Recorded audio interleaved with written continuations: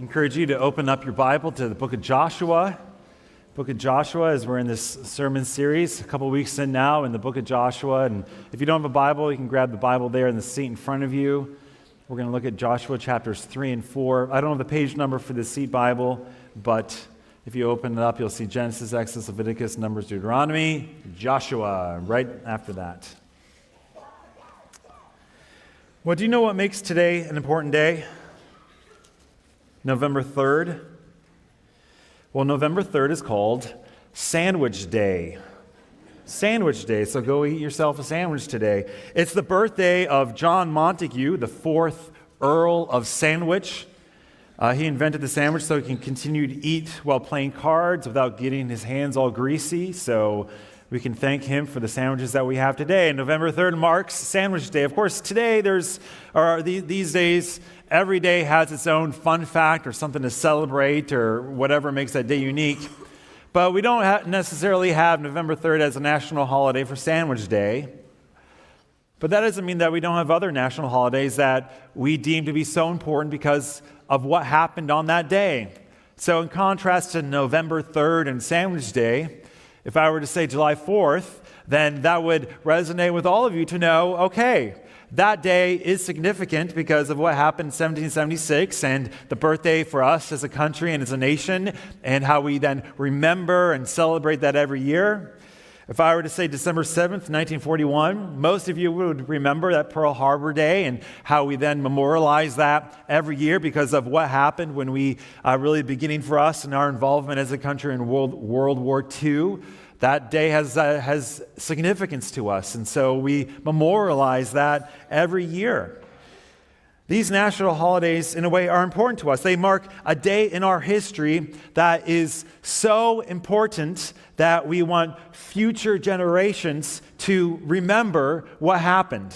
That's the importance of memorials and why we have them, whether they are national holidays or national monuments that we can visit to remember events that took place in our past that shape us for who we are as a country.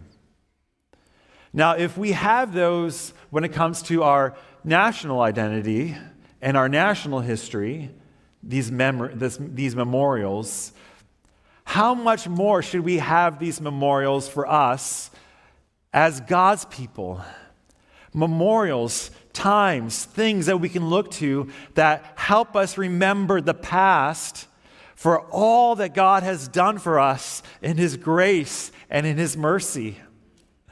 In fact, God has created these memorials in many ways for us, that we as a church and as His people would be marked by looking back to what God has done in the past and continue to remember and to rehearse in a way what God has done in His grace and mercy.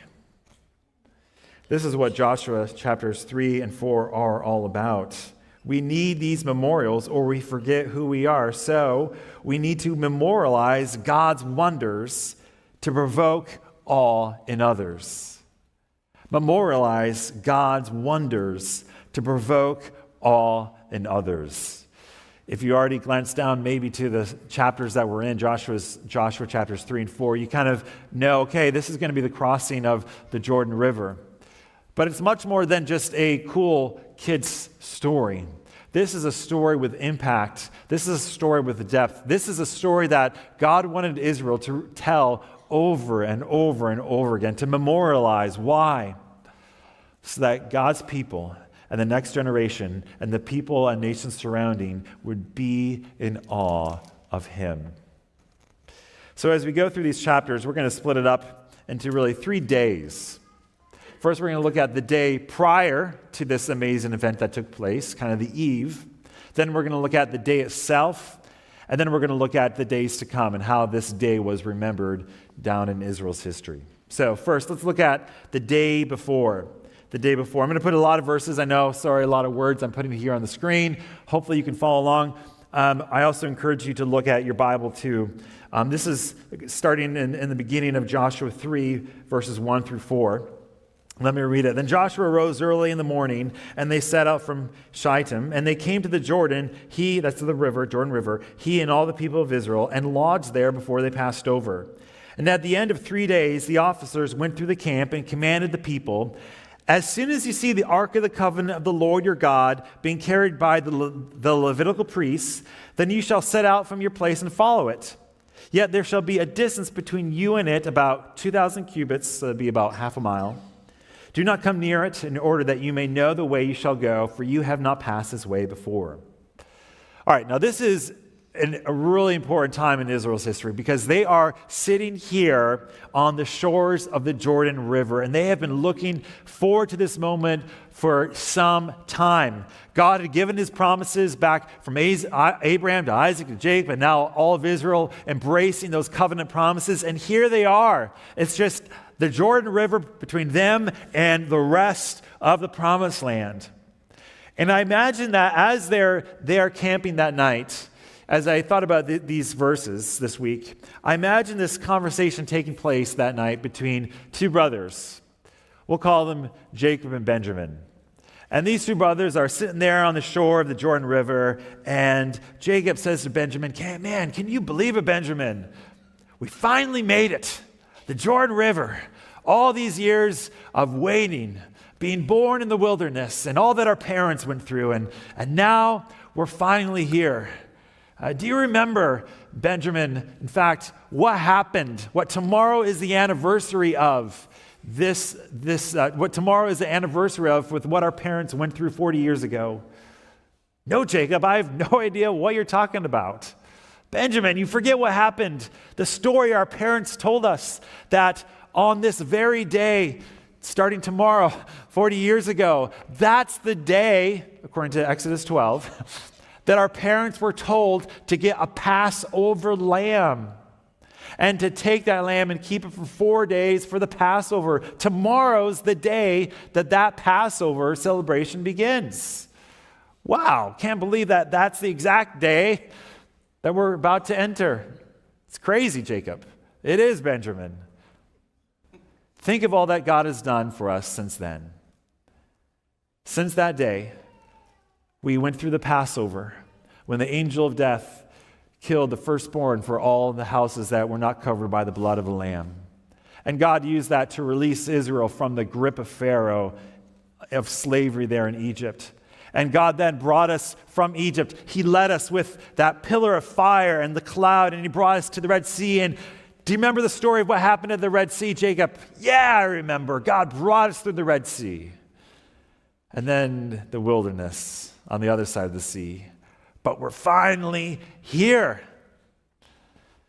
Yeah, Jacob, but we don't have Moses anymore. And we don't have that pillar of fire anymore. We don't have that cloud to lead us anymore. Well, that's a good point. Things are a little bit different now. So I wonder what God is going to do now. I wonder what God is going to do tomorrow. I don't know if that conversation took place, but it is true that the day here is really important. You look at chapter 4, verse 19, and it specifies, there's very few times in the Bible and narrative that we're given an exact date. But here we're given an exact date, that they are about to enter the exact day of when they were to choose the Passover lamb, according to the very instructions God gave in Exodus chapter 12, verse 3. And it is very true that God led Israel out of Egypt by the fire and the cloud, but the fire and the cloud were no longer around. And the reason why is because now they have the Ark of the Covenant. Once the Ark of the Covenant was constructed, God no longer led by the cloud and the fire, because now the Ark represented God's presence. Now the Ark would be the means by which God would show his rulership over Israel. The Ark was the symbol of God's protection of his people, his presence with his people. So it's no surprise as we read these first few verses that the Ark is mentioned. In fact, in these two chapters, the Ark of the Covenant is the main character. It's mentioned 17 times. So don't miss this in the midst of this awesome miracle and what Israel does and what the priests do and what Joshua does. The main character here is the ark, because the ark represents God's presence and guidance of the people. So when the ark, as we're going to see, goes through the river, as is carried by the priests, and then into the promised land, it's as if God himself is making a way for his people through the river into the land. God is about to enter the land. And that's what makes this day and this story so significant. And they are to get ready for it. When you go to the next verse, chapter 3, verse 5. Joshua then says to the people, in light of what's going to happen tomorrow, in light of us going into the river, into the promised land, and the priests carrying the ark, consecrate yourselves, for tomorrow the Lord will do wonders among you. Man, what a thing to be told. Tomorrow God is going to do wonders among you. That word wonders can also be translated as amazing things. It's actually the same word that's used in Exodus to talk about the plagues, the wonders that God did in Egypt that led to Israel being set free. Tomorrow God is going to do this additional wonder, this amazing thing. This word is used to describe things that can only be explained by God. There is no explanation for this kind of wonder happening except there being a God who rules over all. So get ready, Israel, because tomorrow God is going to do another wonder among you. How are they to get ready? By consecrating themselves. This whole idea of consecration is the idea of being set apart for God's purposes, or being sanctified, being set apart. And it meant a whole bunch of things to ancient Israel for that period of time: what they ate, what they wore, who they associated with. But the heart behind it all is set yourself aside because of what God is going to do. Consecrate yourself in light and before this significant event that God's going to do.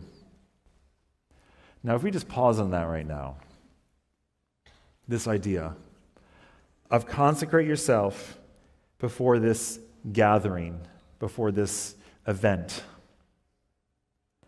do you think that has any application for what we're doing here this morning?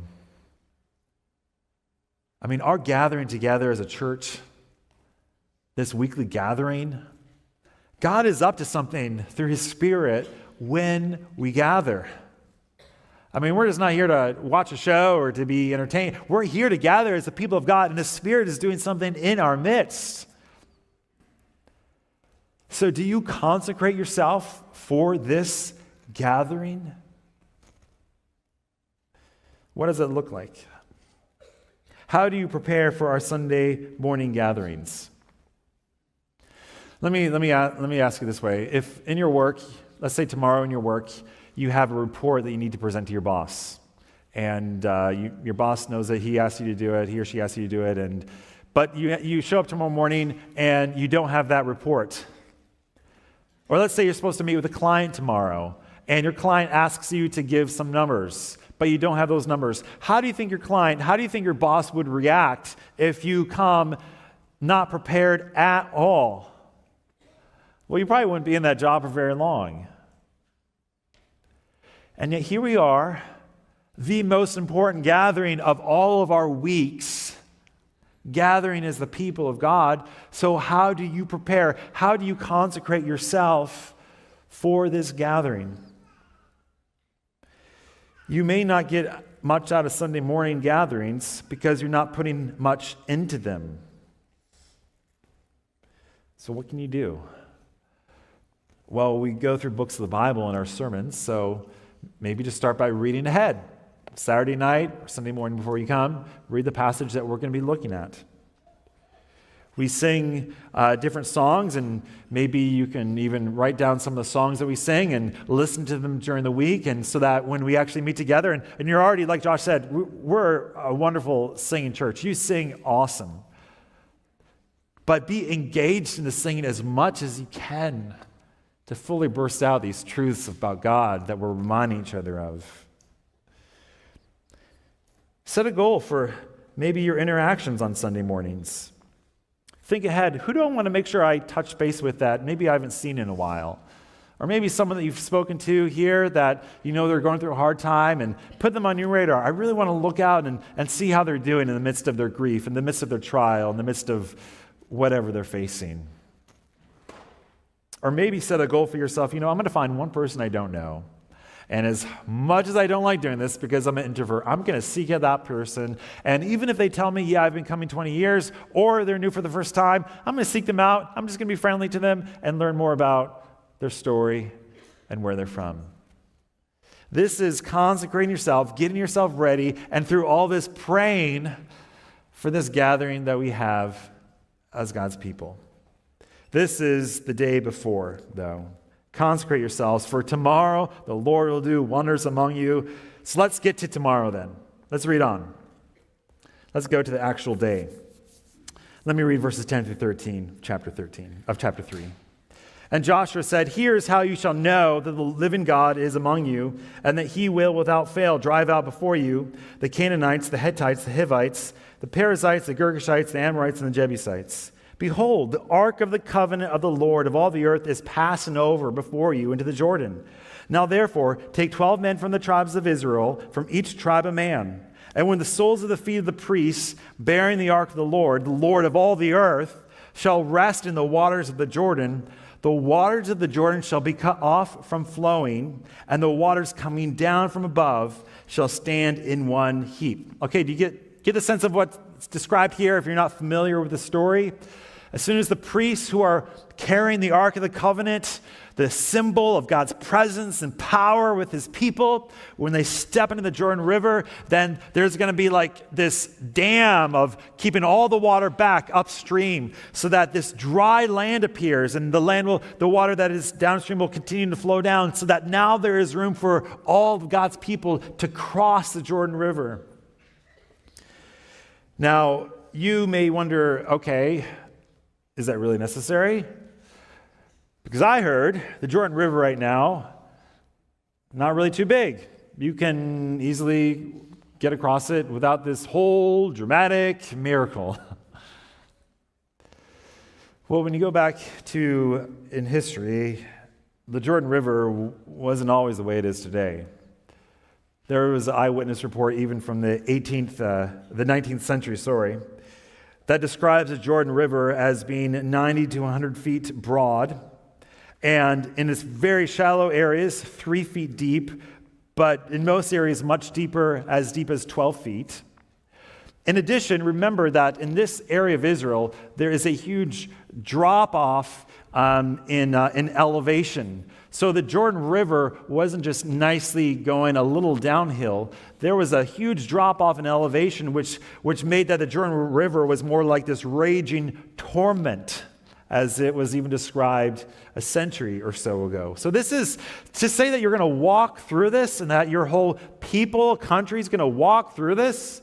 I mean, it's like saying we're going to walk across the Grand Canyon from one cliff to another. It's impossible. The only way that could happen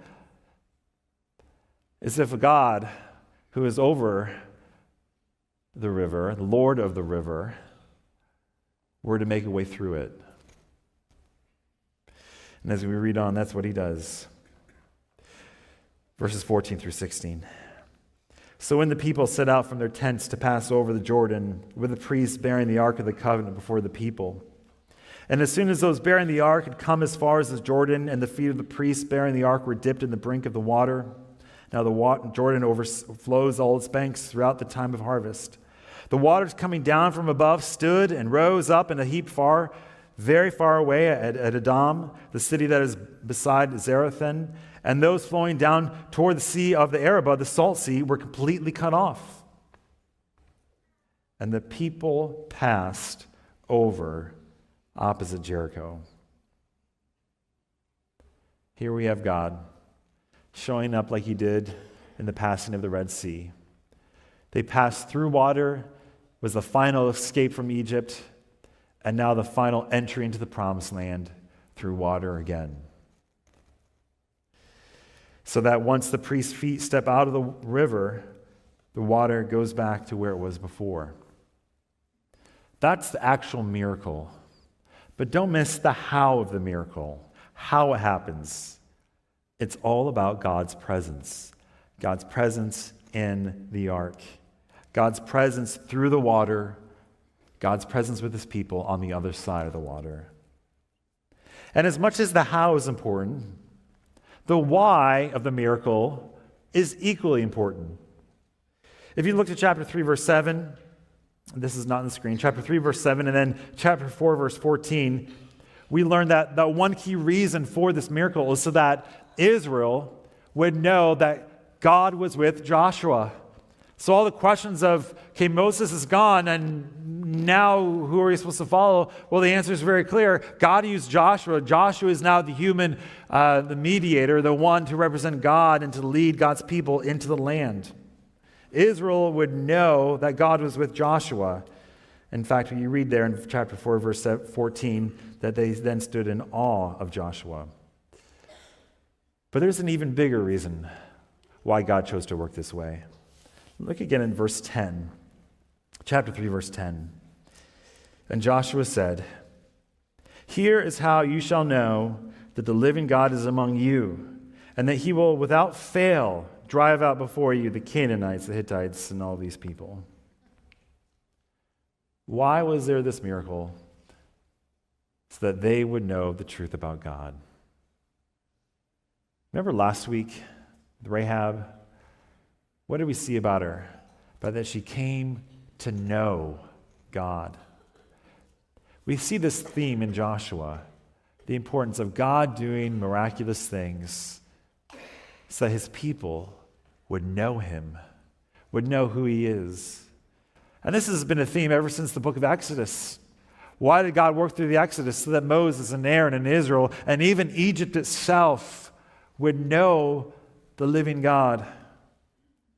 And here in verse 10, it's even more specific, that you would know the living God is among you and he will without fail. I love that because that didn't need to be added here. It could have just said that he will drive out, but it's he will without fail. He's going to do it. He's going to bring you to the land, and he's going to take you, and you will be successful against his enemies. All these people mentioned here. The idea is if Yahweh is with us and will help us with what we're facing today, going through the Jordan River, he'll be with us tomorrow and will help us with what we're facing tomorrow. If the Lord Yahweh can tame a raging river, he can repel the attacking Amorites. If God can get Israel across the Jordan, then they can take on the giants in the land. Do you see the logic here? If God did this humongous thing, then he can take care of this small or medium-sized thing. If you've seen God work in amazing ways, why can't you trust him with what you're going through right now? Here's the same logic put in the words of the New Testament in the book of Romans, chapter 8. What then shall we say to these things? If God is for us, who can be against us? He who did not spare his own son, but gave him up for us all, how will he not also with him graciously give us all things? And that all things isn't just a blank check, but that all things is the most important thing. That is us being preserved and kept and being brought to glory with him one day. Our biggest problem is the sin in our heart that condemns us as guilty before a holy God. Don't forget that. In the midst of all that we're being told, some of it's true, some of it's not true. In the midst of all that we're being told in this election season, your biggest problem, my biggest problem, is the sin in our heart that condemns us as guilty before a holy God. And God has dealt with that in the death and resurrection of Jesus. So if God has dealt with your biggest problem, the sin in your heart that condemns you, why can't you trust him for what you're facing today? If God is with us and will help us with what we are facing today and our biggest problem that is answered in the gospel. He'll be with us and will help us with what we're facing tomorrow, both individually and as a people and as a country. There was a supply clerk in Fort Bragg, North Carolina, and he was sent with the 82nd Airborne Division. And he was sent with them because there was a clerical error that sent this guy, this supply clerk, Jeff Lewis, that sent him out on an airplane on his first parachute jump without any formal training. First time jumping out of a plane by himself, no training, all because of his clerical error. Now, he did land unhurt, and he said he was just doing what a good soldier is supposed to do when he made the jump, follow orders. He put it this way: the Army said I was airborne qualified. I wasn't going to question it. Now, can you imagine? First experience jumping on a plane, and then he goes to whatever his normal duties are, moving paper the next day. I mean, after you've jumped out of a plane without any experience, I think he probably felt like he could handle anything that came his way. It's like my wife, Laura. She went skydiving for the first time last April to celebrate her 40th birthday. She always loves the highest and fastest roller coaster. Well, after you've done something like skydive, now she did do it tandem with somebody, so it wasn't like this guy. But after you've gone skydiving, all these other things just aren't quite the same going on a roller coaster. There's still a thrill there, but it's not quite the same. So if this big, humongous thing has been dealt with and experienced, then can you trust? Do you see how we can trust God for those smaller things? If you see God do this amazing thing in the gospel, why can't you trust him with what you're going through right now? If God is for us, who can be against us? You feeling anxious about the election? Well, after you do your part and walk out of the voting booth on Tuesday, why can't you trust God with whoever is elected? Are you feeling like a failure as a parent? Well, why can't you trust God to help you grow as a parent and in the heart of your kids? Are you feeling down with loneliness? Why can't you trust God to help you walk through this valley knowing he will not leave you? Are you feeling helpless against temptation? Why can't you trust God to give help and hope by his Holy Spirit as you turn back to him over and over and over and over again? If God can get Israel across the Jordan, then they can take on the giants in the land. If God is for us, who can be against us? The Father who did not spare Jesus in the most amazing work of grace will graciously give us full life with him now and into eternity. I'm reminded of the hymn, Guide Me, O Thou Great Jehovah. And there's beautiful imagery in this hymn, not only of God being with his people in Exodus and in the wilderness, but then also as they're going across the Jordan into the promised land. Here's what one of the verses says: when I tread the verge of Jordan, bid my anxious fears subside. Death of death and hell's destruction, land me safe on Canaan's side. Songs of praises I will ever give to thee. So there we have it. This is the miracle. This is God bringing his people to Jordan. But the point of these two chapters, Joshua 3 and 4, isn't just the miracle, but it's also how God's people were to remember that day. So let's go to that. Remembering the day. Let me read from chapter 4, verses 4 through 7. Then Joshua called the 12 men from the people of Israel, whom he had appointed, a man from each tribe. Verse 5, and Joshua said to them, pass on before the ark of the Lord your God into the midst of the Jordan, and take up each of you a stone upon his shoulder, according to the number of the tribes of the people of Israel, so that this may be a sign. See that? A sign among you, so that when your children ask in time to come, what do these stones mean to you? Verse 7, then you shall tell them that the waters of the Jordan were cut off before the ark of the covenant of the Lord. And when it passed over the Jordan, the waters of the Jordan were cut off. So these stones shall be to the people of Israel a memorial forever.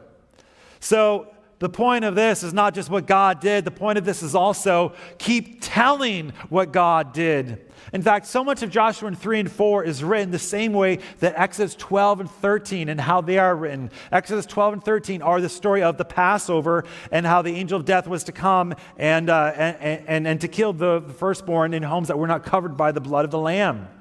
But the point of those two chapters isn't just what happened, but how the people of Israel were to keep remembering what happened in the Passover and participating in the Passover year after year after year. Same thing here. It's not just that God brought them through the Jordan, but that they're to tell that story over and over and over again and have these 12 stones heaped up.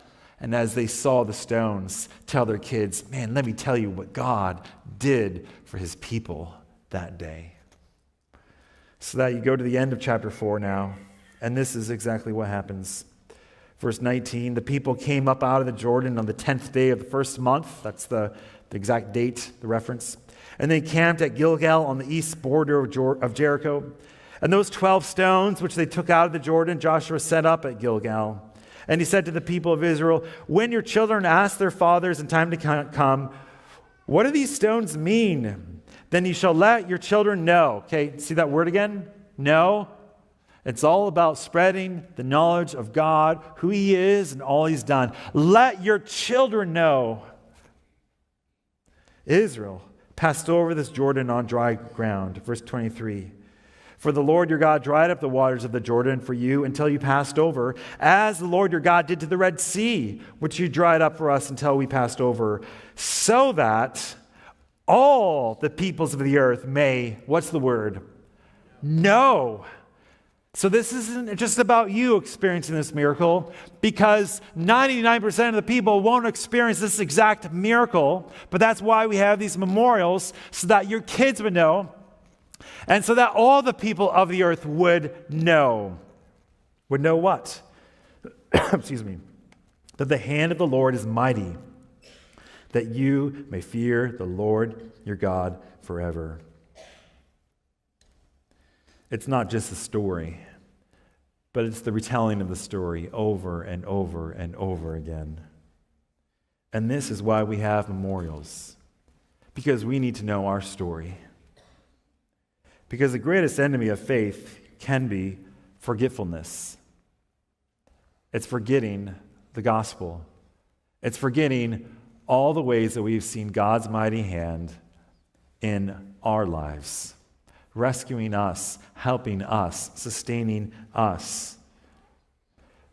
So here's where this leads us: to promote memorials, to provoke awe. Promote memorials, to provoke awe. There are two kinds of memorials in the Bible. Some memorials are kind of a once and done thing, kind of like this pile of stones. You know, once a pile of stones is put together, it was done, and then it's just the retelling of that story over and over and over and over again. One-time events. This is kind of like the 9/11 memorial.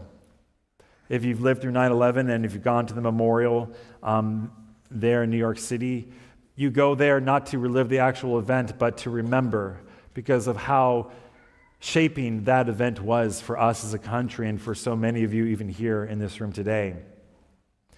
And when you go to that memorial, the experience that Joshua describes is actually the same experience that I had at the memorial when I had Asher and Kai with me, and they have no idea about 9/11. They weren't even born. But they asked me, what's this all about? Why is this here? Because this is what happened in our history. And we don't want to ever forget, because of how that shapes us, who we are as a people. And so we as a people of God go to these memorials to tell God's story of what he's done, his faithfulness, his power, and his grace. Over and over and over again. We take the time to reflect, to memorialize, so that we can remember what God has done. Let me encourage you, especially parents, but I think for all of us, Thanksgiving, we know at the end of this month, isn't mandated as the holiday it is as a country in the Bible. But what a great opportunity for you as a family in these next 3.5 weeks to memorialize, to talk about what has God done. Parents, when did you share with your kids your own testimony of how you came to Christ and of what Jesus has done in your life? Not only in becoming a Christian, but since then, of how you've seen his hand being merciful and gracious to you. Promote these memorials. Why? To provoke awe. So that as we tell these stories of who God is and all he's done, we would be in fear and awe of his grace and mercy. Our walk with the Lord can feel shallow and God can feel distant sometimes because we don't take the time to memorialize, to provoke awe. Another memorial that we have, kind of memorials that we're to repeat over and over and over again. That was the Passover for Israel. For us, that's the Lord's Supper.